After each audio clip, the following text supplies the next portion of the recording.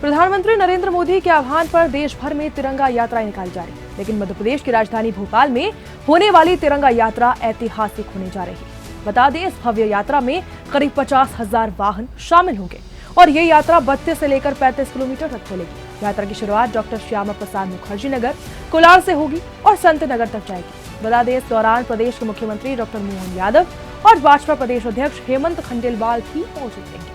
वहीं पूरे भोपाल में 1100 से अधिक स्थानों पर लगभग 5 लाख नागरिक इस यात्रा का स्वागत करेंगे। यात्रा को ऑपरेशन सिंदूर को समर्पित किया गया है, जो राष्ट्रभक्ति और बलिदान की भावना का प्रतीक है। विधायक रामेश्वर शर्मा ने बताया है कि यह आयोजन न केवल तिरंगे के सम्मान में है, बल्कि देश के वीर जवानों के त्याग को भी इसको लेकर नमन करेगा।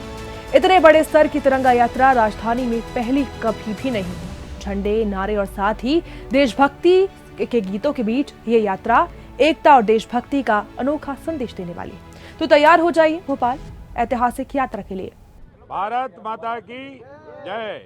ऑपरेशन सिंदूर पर भारत की सबसे विशाल तिरंगा यात्रा हर वर्ष की भांति इस वर्ष भी डॉक्टर श्यामा प्रसाद मुखर्जी नगर से प्रारंभ होगी। आज हिंदुस्तान के जन मन में, हिंदुस्तान के हर घर में तिरंगा पहुंचाने का अभिनव अभियान भारत के प्रधानमंत्री आदरणीय नरेंद्र मोदी जी के आह्वान पर लिया गया।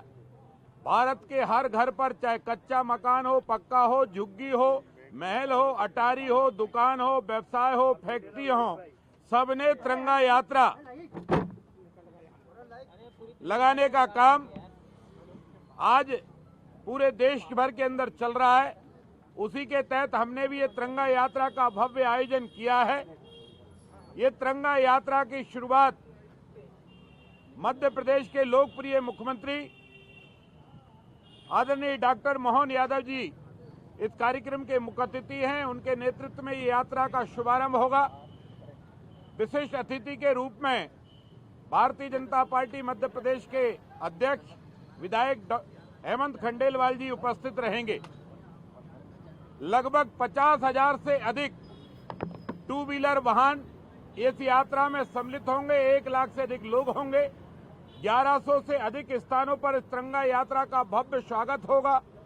इस स्वागत समारोह में जगह जगह आम नागरिक इस तिरंगा यात्रा को देखने का और जनमन में इस तिरंगे की भावना को जागृत करने के लिए स्कूल के बच्चे, कॉलेज के बच्चे, व्यावसायिक रहवासी संघ, सामाजिक प्रतिष्ठान, सामाजिक व्यापारिक और नागरिकों की सोसाइटियां अनेक स्थानों पर स्वागतों का भव्य आयोजन करेंगे। लगभग 5 लाख से अधिक लोग इस यात्रा में स्वागत के रूप में सम्मिलित होंगे। ये यात्रा डॉक्टर श्यामा प्रसाद मुखर्जी नगर कोलार में प्रातः 10 बजे राष्ट्रगान के साथ शुरू होगी। माननीय मुख्यमंत्री जी इस यात्रा का शुभारंभ करेंगे, यात्रा में साथ रहेंगे। राष्ट्रगान के बाद ये डी मार्ट यात्रा आएगी। ये भी डॉक्टर श्यामा प्रसाद मुखर्जी नगर का ही हिस्सा है। वहां के बाद सीआई हाइट के चौराहे पर आएगी। ये भी कोलार का श्यामा प्रसाद मुखर्जी नगर 6 लेन का ही रोड का हिस्सा है। फिर बीमा कुंज पर आएगी और बीमा कुंज के बाद सरधर्म पुल, चूना भट्टी, कोलार तिराया, वहां से मैनिट के बाद माता मंदिर, अटल चौक, अटल पथ के बाद न्यू मार्केट, रोशनपुरा और बांगणगंगा से हमारी स्वामी विवेकानंद पॉलिटेक्निक चौराया। इसके बाद राजा भोज स्टेचू, वीआईपी रोड से लाल घाटी से सीधे संत हृदयराम नगर, बैरागढ़ के लिए यात्रा रवाना होगी। वहां दीनदयाल उपाध्याय गल्ला मंडी में जाकर ये यात्रा का समापन होगा। लगभग 35 किलोमीटर लंबी यात्रा में 50,000 से अधिक वाहन इस यात्रा में सम्मिलित होंगे। 1 लाख से अधिक नागरिक इस यात्रा में सम्मिलित होंगे। मैं आप सबके समाचार पत्रों और चैनलों के माध्यम से यही रिक्वेस्ट और प्रार्थना करूंगा कि आज भारत के प्रधानमंत्री जी ने हर जनमन को जागरूक किया है कि अपने घरों पर तिरंगा लगाओ। जिनके घरों पर तिरंगे लग गए हैं वो बधाई, जिनने नहीं लगाए उनसे प्रार्थना कि वो भी तिरंगा अपने अपने निवास पर जल्दी लगाएं और हो सके तो इस तिरंगा यात्रा में सम्मिलित अवश्य हों।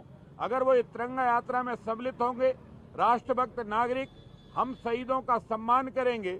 और 14 तारीख को हम तिरंगा यात्रा इसलिए निकालते हैं, कई लोग प्रश्न करते हैं कि जो देश का विभाजन हुआ है, ना उस समय के क्रांतिकारियों ने स्वीकार किया, ना उस समय के नागरिकों ने स्वीकार किया। तब भी भारत विभाजन के विरोध में भारत के नागरिक खड़े थे, भारत के देशभक्त खड़े थे। आज भी भारत के नागरिकों की मांग है और मैं भारत सरकार के गृह मंत्री आदरणीय अमित शाह जी को हृदय से धन्यवाद दूंगा। उन्होंने तो सदन के में भी कहा है कि आज नहीं तो कल जो पाकिस्तान अधिकृत कश्मीर है, पीओके जिसको हम बोलते हैं, वो भारत में मिलाया जाएगा। एक दिन ऐसा भी आएगा कि 14 अगस्त की अंधेरी रात हटेगी और 15 अगस्त का सूरज उगकर लाहौर की छाती पर तिरंगा फहराने का अवसर भी देशभक्त नागरिकों को प्राप्त होगा। मैं इस तिरंगा यात्रा में